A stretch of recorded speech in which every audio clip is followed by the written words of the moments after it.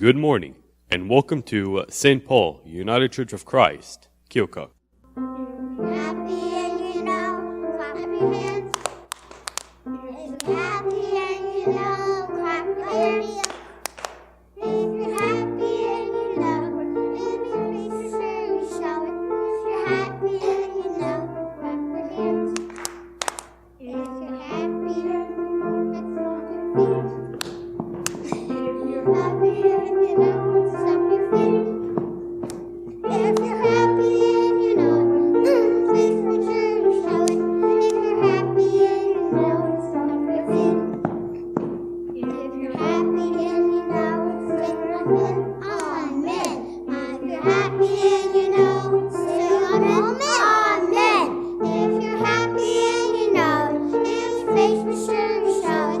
If you're happy and you know, say amen. Amen. If you're happy and you know, amen. If you're happy and you know you agree. Amen. If you're happy and you know your face is sure to show.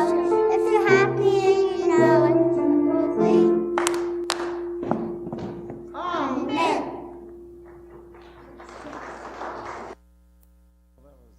That was really great. Thank you. So you're all happy, is that right? Yeah. Well, you know, I'm going to talk to you now about a test. Have you ever taken a test? Yeah. Oh, you've taken a test before? Well, sometimes God tests our love for God. And during Lent, we talk about how God does test us once in a while.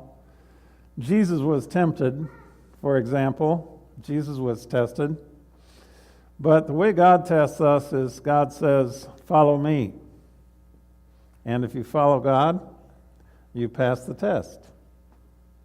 But if you hang back and you go, I don't know if I want to follow you. I don't know. Where are we going? What are we going to do? I don't know if I want to follow you. If we do that, then we don't pass the test. So the way we pass the test is just to follow God. So I'll kind of give you some practice, okay? I'm going to ask you to follow me a minute, all right? Follow me.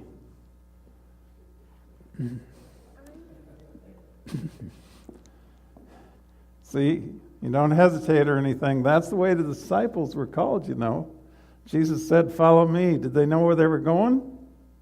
No. This is, and you know what to do when you get next to the drums. This is the hand of God. The hand of God was very good because the hand of God reached down, made all creation, and the hand of God comes down to us and says, follow me. And that's all we've got to do. It's so simple, isn't it? To pass that test. Okay, let me through. Are you following me?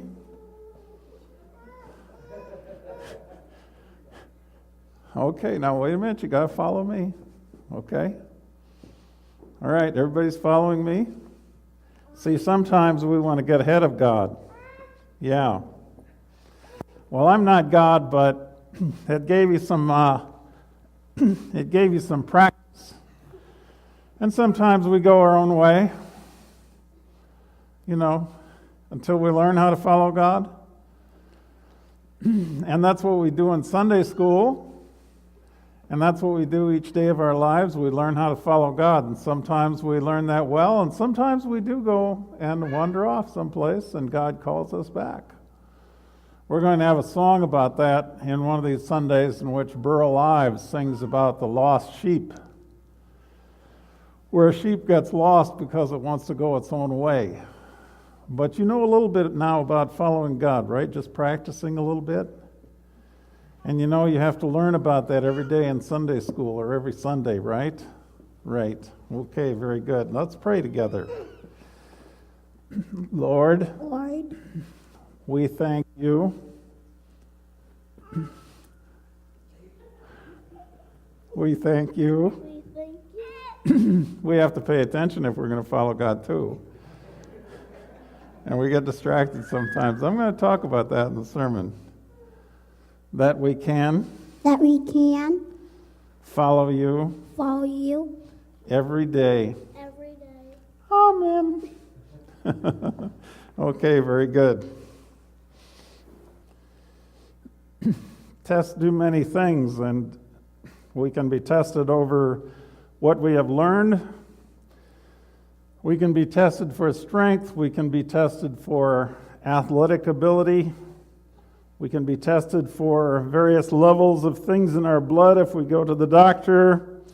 For example, if there is evidence that we have a bad fat level in our blood, the bad fat that accumulates and so forth, we might be able to do something about that through diet or exercise, something along those lines. And sometimes we fail in that because we simply have to eat that, candy, or we have to eat that pie made out of Butterfingers or whatever, We have to do all those sorts of things. But nevertheless, we're tested all the time. There's no way that we're going to actually get away from being tested. It happens all the time. If we're in business, we're always tested by the market and our competitors. It just happens all the time. Well, God tests us to indicate the state of our spiritual health. And one of the most famous tests in the Bible is the one in which Abraham was told by God to sacrifice his son Isaac. We can take a closer look at that test by looking at Genesis 22, where we find the following. Sometime later, God tested Abraham. He said to him, Abraham.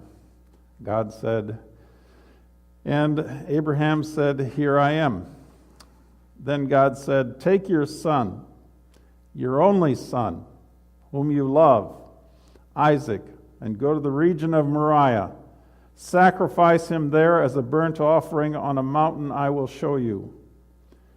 Early the next morning, Abraham got up and loaded his donkey. He took with him 2 of his servants and his son Isaac. And when he had enough wood for the burnt offering, he set out for the place God had told him. And on the 3rd day, Abraham looked up and saw the place in the distance. He said to his servants, stay here with the donkey while I and the boy go over there. We will worship, and then we will come back to you. Abraham took the wood from the burnt offering and placed it on his son Isaac, and he himself carried the knife and the fire. As the 2 of them went on together, Isaac spoke up and said to his father, Father? Yes, my son, Abraham replied. The fire and the wood are here, Isaac said, but where is the lamb for the burnt offering? Abraham answered, God himself will provide the lamb for the burnt offering, my son. And the 2 of them went on together. When they reached the place God had told him about, Abraham built an altar there and arranged the wood on it. He bound his son Isaac and laid him on the altar atop the wood. Then he reached out his hand and took the knife to slay his son. But the angel of the Lord called out to him from heaven, Abraham, Abraham. Here I am, he replied. Do not lay a hand on the boy, he said. Do not do anything to him. Now I know that you fear God, because you have not withheld from me your son, your only son. You see, God wanted complete and total dedication from Abraham. Abraham would have to be willing to give up what was most dear to him. He passed the test. He was willing to sacrifice Isaac, his only son, for whom he had waited a long time. He dearly loved Isaac. Yet if God directed him to sacrifice Isaac, he would sacrifice him. Such was his respect for God. Such was his dedication to following the leadership of God. Sometimes God will test us. It might not be as extreme, but there will come a time when God does test us. God will see what kind of resolve that we have. God will see what we're willing to sacrifice. God will see how dedicated we are. Now, I remember the days when people would, when they went to a town, find a doctor, a dentist, an attorney sometimes. They would find all of the people who would have to supply their needs, but the first thing that they would find would be a church. And I think there's a possibility that these days God is testing us. There's a possibility that we are under test. How dedicated are we? And God is asking our society that question. What comes first before the church? God is asking that of our society, but I think God is asking much of us too. How dedicated are we to asking people to become part of the faith? How dedicated are we to following a mission? How much are we willing to give? Is our dedication total? Is our dedication total, or are other things a bit more important? Sometimes we're tested. And I think possibly in today's world, we're being tested. One of the reasons why we have 3 conferences together in Nebraska, South Dakota, and also Iowa now in the United Church of Christ is because there wasn't enough money to support just the Iowa conference alone without deep cuts. So they had to combine together. And I think to myself, you know, how dedicated are we as a church to supporting the broader denomination in relation to what we do? And what kind of test is God providing? Perhaps God is providing a test in which we, because of the circumstances, learn to cooperate with one another and have the 3 conferences together. And God has created circumstances such as that so that the test may be possibly that the conferences will need to find ways to cooperate as a larger church or have a more powerful mission, that sort of thing. But it's always good to keep in mind, you know, that God may be testing us, that God may be testing us. Sometimes people talk about the denominations and how membership is declining. And then again, I think about a test. Is God testing us as to what we're going to do about it? As to whether or not we're going to rely on God's strength and just go out there and find people? Or are we going to just say, well, you know, we'll just wait around, see what happens? You see, Abraham took positive action.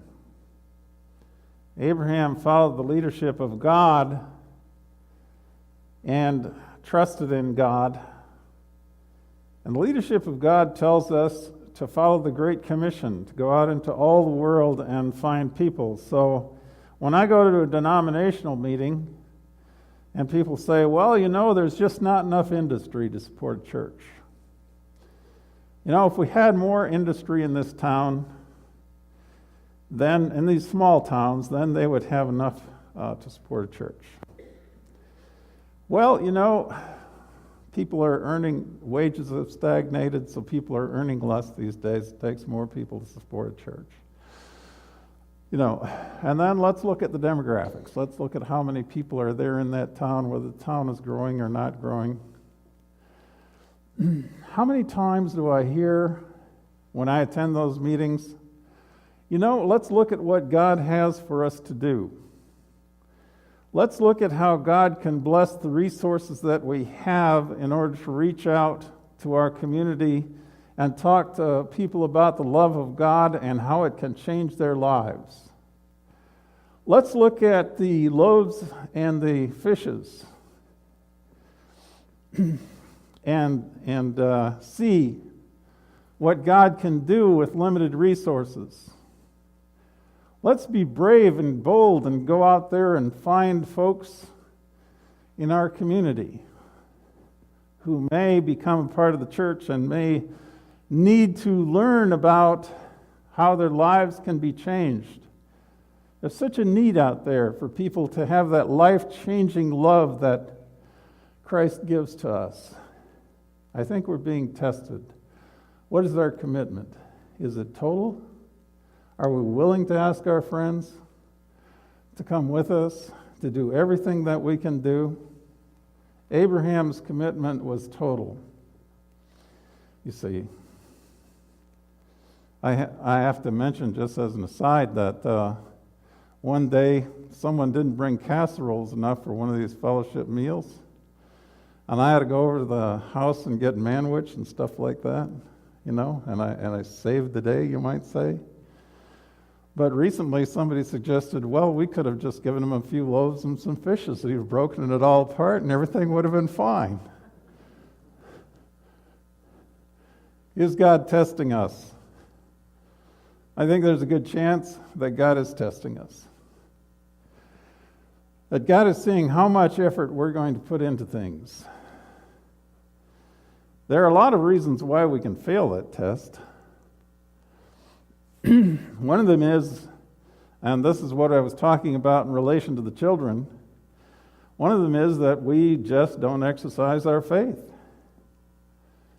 We say we believe, but then we say, well, yeah, I don't know if we can do this, continually. I don't know if we can meet our budget. But what we could say is, well, God is there. God is the creator of everything. I think we can probably meet our budget just fine, We don't exercise our faith in God. Faith is very important.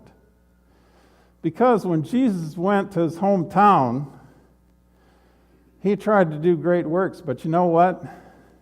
They remembered him as a little kid playing with blocks in his carpenter father's shop. And they didn't believe that he was able to do any great works. When he went to his hometown, a prophet is without honor in his own hometown. Well, Jesus didn't do any great works there. We have to believe. That's our responsibility. Our responsibility is to believe and follow God, and to believe that God can do what God says God will do. It seems so simple. It seems so simple, but we can think of every reason in the world, can't we, why we can't do that? Because God doesn't show us always what path we're going to lead. God just says, follow me and believe that we're going to go ahead and do these things. So you see, often we don't exercise our faith in God, and we want to go ahead of God. You notice how the children followed me over there, but when it came time to come back, were they following me? No, they were scattered all over the place, doing their own thing. We have to be reminded of the simple thing, which is to follow God. We need to be reminded of that all the time. It's an extremely powerful thing when we follow God. Things happen. Things happen. They even say this sort of thing happens in business if you have faith. There's a quote that if you imagine anything you want to do it. Start it. And when you start it, then things happen. Things clear out the way. All sorts of things happen. But you have to start it. You have to walk that way. You have to follow. You have to have faith. All that sort of thing first. And so we need to do that with God. But we're often distracted, and there can be all sorts of things that distract us. Used to have a friend that they would pull pranks on because he was distracted very easily. they would all of a sudden say, "Al, squirrel!" And he would be looking all over, That was the idea. He wasn't really looking all over, but that was the idea, that he'd just look for a squirrel running someplace. We're easily distracted. We are so easily distracted. We saw that during children's sermon too. It doesn't take much, and all of a sudden we're looking over the side and paying attention to something else. Kim will attest to that when I'm driving.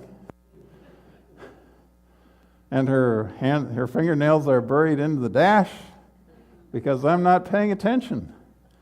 I'm distracted off someplace in my thoughts or whatever it might happen to be. Every time I drive, it's an experience in faith for her. So we're easily distracted. It doesn't take much at all, really. Have you ever seen people, and I see it all the time, they're at the light and they're scrolling through their cell phone and the light turns and they're not taking off? It happens all the time right now. And as a matter of fact, cell phones are a big distraction these days. They have padding now in some of the cities on overhead obstructions because people have a tendency to run into them because they're scrolling on their cell phones, you see. So people are very distracted these days by all kinds of things. It doesn't take a cell phone. It could be all sorts of other things as well. Just whatever runs in front of us sometimes is enough to distract us. But there's another really big thing, isn't there? And don't we have a right to know where we're going? I mean, God is asking us to follow, but don't we have a right to know where we're going? You see, what we want to do is have God give us an itinerary. We want God to hand us something that tells us where we're going, why we're going there, and we want something that's very detailed. And God often does not provide that. There's that great father of the faith, Abraham. Abraham is minding his own business. All of a sudden, God comes and says, "Abraham, follow me." Well, of course, you might ask where, but God just says, "Follow me. I'll show you where." And, of course, this is something that is a big thing. Suppose, for example, God came up to you and said, "Follow me." Where? Well, just follow me. That's the way it was with the disciples. Essentially, they were sitting there mending their nets, and Jesus said, "Follow me." Well, we want to know where we're going. You see, we want to have an itinerary. We want to have God tell us what we're going to be doing, when we're going to be doing it, and how we're going to be doing it. But God just says, "Follow me." And that means we have to have a couple of things, and it goes right back to faith again. We have to have faith, but we also have to have trust. It takes a lot of trust. So Abraham is following God. And God has said, "I'm going to make you a great nation." I mean, there are going to be so many people. It'll be like the sands you see on the beach. You won't be able to count them. Abraham's getting older. His wife is getting older. He comes to God again. And God says, "I'm going to make you into a great nation. I'm going to make you a great people." Abraham falls down on his face. This is in the Bible, and laughs. He just kind of says, "You got to be kidding. I'm old now. My wife is old now." Don't worry, God says. It'll be fine. Finally, they have some visitors. His wife is listening in. She's eavesdropping from the tent. And they say, "Well, in the spring, you're going to have a child." Well, she can't help but giggle. Because she's past childbearing age now, and again, she has this idea, you've got to be kidding.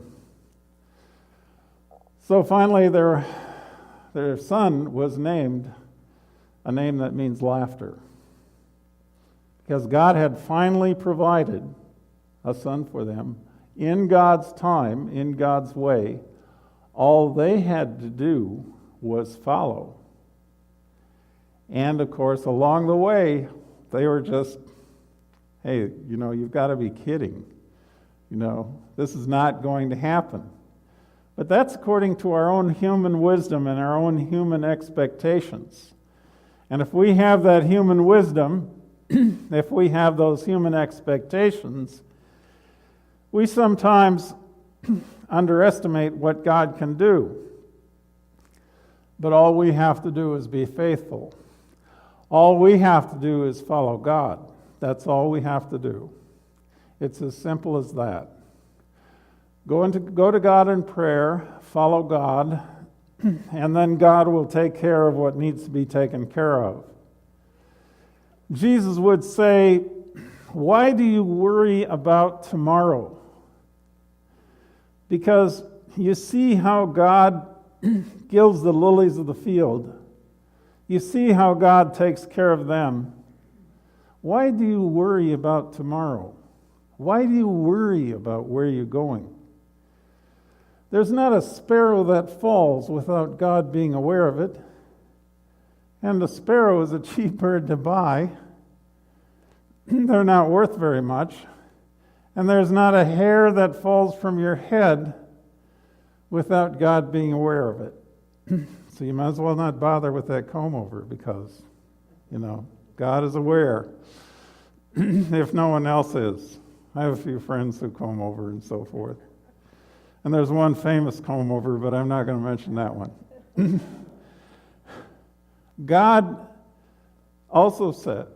Jesus also said, why do you worry what you're going to eat or what you're going to wear? Follow God. God knows that you have need of all these things. God assumes that if we follow God, we're not going to have to worry about a lot of those things. If we follow God faithfully, if we do what we're supposed to be doing, we're not going to have to worry about a lot of those things. Jesus is in a boat with his disciples. There's a storm. There are huge waves. Maybe it's like that perfect storm. There are huge waves. The disciples are afraid the boat is going to be swamped and they're going to be dying. Jesus is asleep in the boat and still stays asleep. The disciples wake him up and say, we're perishing. And Jesus says, what are you worried about? I'm here. Just matter-of-factly turns to the storm and says, be still. And it's still. Following God. We can pass that test. We can follow God. We can pass that test. We can follow the mission that we have as a church and believe that we can fulfill that mission and reach out to other people because we know that we can fulfill that mission no matter what. And in fact, sometimes we might have the attitude of that great father of the faith, Abraham, who said, you have to be kidding. But nevertheless, I'm going to follow you, God. Or his wife who hid in the tent and giggled about what they said because she was skeptical. Yes, even that great father of faith, Abraham, had his doubts. But that doesn't mean he didn't pass the test because he just kept following God. He just grit his teeth sometimes and kept following God, even when he was asked, even when you're asked to sacrifice to the extent of sacrificing a son. See, God is like a parent to us. God will take care of us. And the real test is whether or not we trust God. You have been listening to St. Paul United Church of Christ, 2030 Plank Road, Keokuk. Join our worship service at 10 a.m. with fellowship hour immediately following. Until next week, may God bless.